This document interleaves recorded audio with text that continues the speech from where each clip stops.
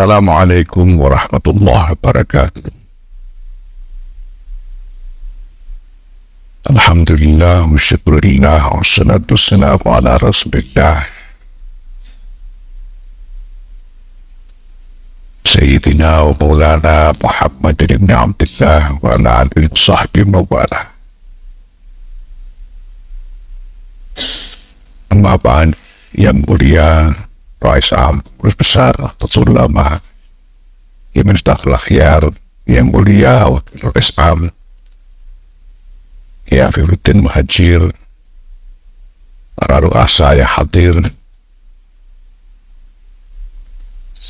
Katib Am, segenap jajaran Suriah yang saya hormati, teman-teman dari jajaran Tanfidiyah, dan juga dari NPM yang hadir yang saya hormati. Alhamdulillah, hari ini kita mulai satu kegiatan halaqah yang sebetulnya dimaksudkan lebih sebagai penanda dari upaya untuk mengembangkan, mensosialisasikan dan mengembangkan wacana tentang Al-Islam baik insaniyah ini. Al-Islam insaniyah sebagai brand, sebagai merek,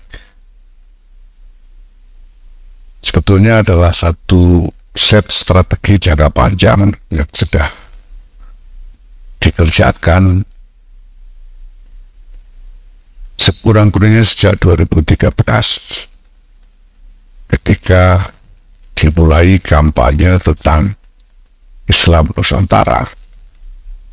Strategi ini dibangun sebagai tanggapan terhadap gejolak internasional nyangkut konflik di berbagai titik panas di seluruh dunia, khususnya di Timur Tengah, yang kemudian juga diwarnai dengan gerakan-gerakan yang disebut sebagai gerakan radikal, gerakan ekstremis, gerakan teroris yang membawa-bawa label Islam. Sehingga kemudian secara besar-besaran sebagai kebijakan dari berbagai aktor politik utama di dunia internasional pada waktu itu, wacana tentang moderasi agama. Dan kita tahu selama ini yang menjadi sasaran utama adalah Islam. Islam harus menjadi moderat, sehingga di mana-mana, khususnya di bawah, ya boleh saya katakan di bawah kepemimpinan Al-Azhar, wacana besar tentang Islam wasatiyah. Sementara kita tidak pernah dengar tentang Kristen wasatiyah atau Yahudi wasatiyah atau Amerika wasatiyah. Sehingga Islam itu kemudian secara implisit menjadi satu-satunya tertuduh di dalam gejolak dan kacauan dunia yang terjadi. Nah, walaupun tidak berani ngomong, tapi sebetulnya saya kira banyak orang merasakan seperti saya, yaitu sakit hati melihat keadaan. Karena dalam kenyataannya gejolak yang terjadi itu lebih kompleks dari sekedar urusan Islam melawan dunia di luar Islam. Ada kepentingan praktis, ada kejahatan-kejahatan yang dilakukan oleh pihak-pihak yang tidak mungkin mengatasnamakan Islam, dan ada juga aktor-aktor yang memang sengaja menarget Islam sebagai sasaran dari strategi konfliknya. Nah, maka kita berusaha membangun satu strategi tandingan, boleh dikata strategi alternatif terhadap masalah ini. Karena kekacauan global itu realitas yang tidak bisa diingkari dan harus cari jalan keluarnya. Dan tidak bisa diingkari juga bahwa kekacauan itu memang menyangkut Islam, memang menyangkut Islam dan dunia Islam. Nah, kalau kita mulai membangun strategi itu dimulai dengan kampanye tentang Islam Nusantara. Kenapa? Karena di panggung global suara Islam itu didominasi oleh Timur Tengah.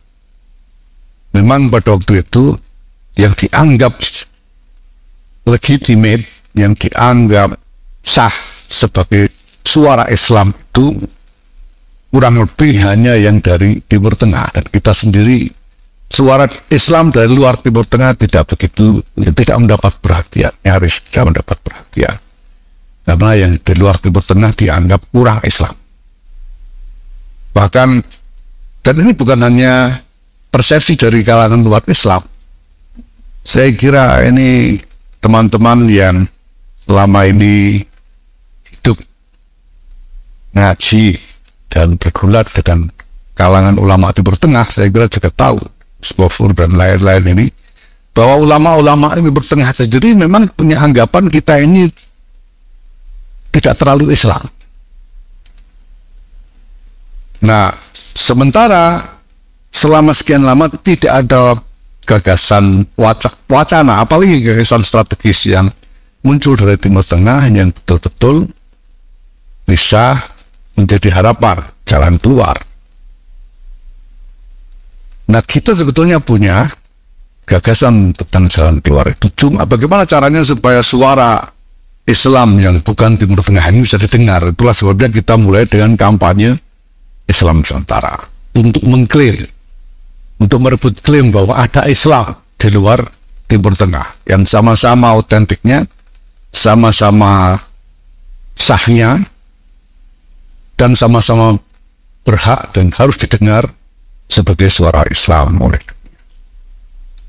Alhamdulillah kita cukup berhasil dengan kampanye Islam Nusantara itu, dan ini kampanye yang kita kerjakan secara komprehensif dan multi level, tapi bukan seperti multi level marketing, tapi multi level dalam arti kita kerjakan dari mulai mengembangkan wacana di tingkat lokal di dalam negeri sampai dengan lobby-lobby internasional dan upaya untuk membangun PR internasional terhadap brand Islam Nusantara ini, sehingga sekarang alhamdulillah sudah diterima. Bahkan kalangan Timur Tengah sendiri sudah menerima, terpaksa menerima dan mengakui adanya Islam Nusantara ini sebagai model atau brand Islam yang legitimate. Nah, kemudian kita keluarkan apa sebetulnya gagasan tentang strategi yang dari Nusantara. Tahun 2017 kami menggelar konferensi internasional yang kami beri judul Humanitarian Islam, yang aslinya sebetulnya dari istilah Arab yang kami gagas itu, yaitu Al-Islam lil-Insaniyah, yaitu Islam yang memberi jawaban kepada masalah-masalah kemanusiaan masa kini. Nah, kalau diterjemahkan letterlock ke dalam bahasa Inggris itu jadi Islam for Humanity. Tapi ketika kami bicarakan dengan teman-teman yang orang Inggris beneran, orang Amerika dan pokoknya orang Inggris beneran lah. Mereka bilang kalau Islam for Humanity itu nanti khawatirnya dikira kita mau memaksa seluruh umat manusia masuk Islam semua gitu sih, sehingga bisa menimbulkan salah paham. Makanya dipelintir sedikit jadi humanitarian Islam. Nah, ini memang wacana yang cukup sensitif. Sebetulnya konsepnya sudah kita selesaikan tahun 2017 secara utuh, komprehensif. Tetapi isinya memang sensitif. Kenapa? Karena ini kita maksudkan memang sebagai tandingan terhadap wacana Islam moderat. Dengan kata lain, semangat dari Islam Islam Insani ini adalah menentang Islam moderat. Karena kalau dilihat dari keseluruhan konstruksi politik terkait dengan wacana Islam moderat itu, isinya tidak adil terhadap Islam. Nah, maka memang isinya jadi sensitif. Itu sebabnya walaupun kita sudah kembangkan dalam berbagai lingkaran studi yang memang eksklusif di sana sini, dan kemudian berhasil menjadi brand yang sebagai brand, sebagai istilah juga dikenal cukup luas, khususnya di dunia internasional. Bahkan belum lama ini ada satu lingkaran akademis di Eropa yang dipimpin oleh Profesor Rudiger Lurger dari Universitas Wiener, Austria, yang menulis buku tentang humanitarian Islam. Ini diterbitkan oleh penerbit terbesar di Eropa, Brill. Ini buku yang sangat bergengsi, diterbitkan oleh penerbit bergengsi tentang humanitarian Islam. Jadi sudah terkenal duluan humanitarian Islam. Cuma secara internal memang, apalagi untuk masyarakat Indonesia umumnya, di kalangan NU sendiri masih belum cukup diketahui atau dipahami apa isi dari wacana Islam Insani ini. Sehingga baru-baru ini ada peneliti dari ISIAS, ya, Pak Suhaidi ISIAS Singapura, yang meneliti tentang humanitarian Islam ini dan melakukan wawancara dengan berbagai pihak. Mereka menyimpulkan bahwa humanitarian Islam ini hanya dikenal oleh kalangan terbatas saja di lingkungan NU ini, dan pemahamannya masih tentang peran satu sama lain beda-beda. Kenapa? Karena dokumen humanitarian Islam itu hanya kami buat dalam bahasa Inggris dan bahasa Arab. Sengaja hanya kami buat dalam bahasa Inggris, tidak dalam bahasa Indonesia, karena kita khawatir kalau bahasa Arab itu kan orangnya orang alim beneran, ya. Bahasa Inggris juga kalangan akademis beneran, ya. Nah, kita khawatir kalau kita bikin dalam bahasa Indonesia itu nanti orang goblok-goblok ikut baca juga, sehingga terjadi salah paham dan ya seperti dunia medsos kita sekarang ini terjadi kacauan. Maka memang belum kita sosialisasikan. Nah, sekarang kita melihat bahwa sudah tiba waktunya bahwa ini diperkenalkan secara lebih luas. Tidak berarti bahwa isi dari wacana humanitarian Islam itu memang sudah final atau sudah lengkap atau sudah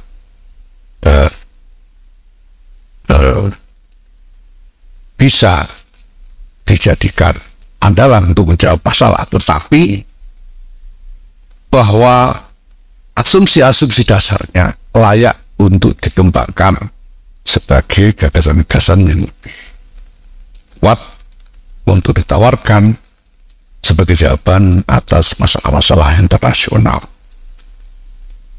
Nah, setelah dokumen humanitarian Islam itu sebetulnya masih ada beberapa dokumen lagi yang jadi sambungan dari ini, seperti misalnya dokumen yang disebut sebagai Manifesto Nusantara. Nah, dokumen-dokumen ini mengakses dua masalah dasar. Yang pertama adalah bagaimana mencari jalan keluar dari konflik global dari perspektif Islam, dengan asumsi bahwa Islam yang Rasulnya ini ursila rahmatan lil alamin ini pasti punya jawab. Tidak mungkin tidak punya jawaban atas masalah kemanusiaan. Pasti. Coba bagaimana jawaban itu dirumuskan?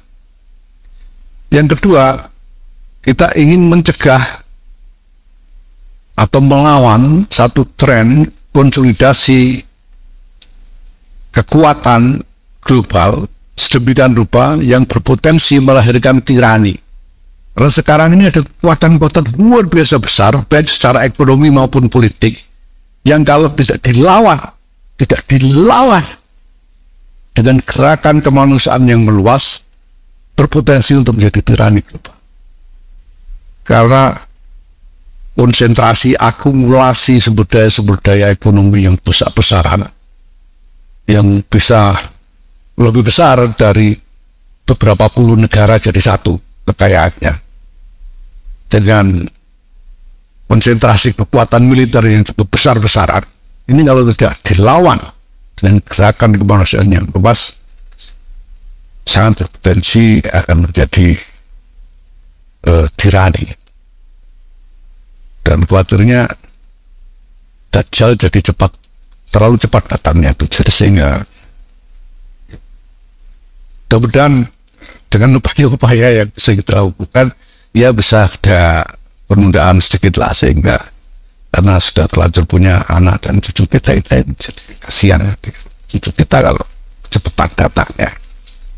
Nah, Bapak Ibu sekalian yang saya hormati, ini semua adalah wacana yang bukan upaya kita memicu diskusi yang lebih jujur dan lebih decisive. Dalam arti memang dimaksudkan untuk menemukan jalan keluar beneran, bukan cuma omongan mulut manis saja. Seperti forum-forum dialog antar agama selama ini yang isinya cuma mulut manis saling mendakwai di antara tokoh-tokoh agama, tapi tidak jujur dan tidak sungguh-sungguh memikirkan jalan keluar. Mudah-mudahan dengan ini kita sungguh-sungguh bisa memberikan satu dinamika pengembangan wacana, strategi, dan gerakan. Kita mulai dengan Jamiah Nahdlatul Ulama ini, dan mudah-mudahan bisa menjadi kontribusi yang bermakna bagi kemanusiaan seluruhnya. Amin.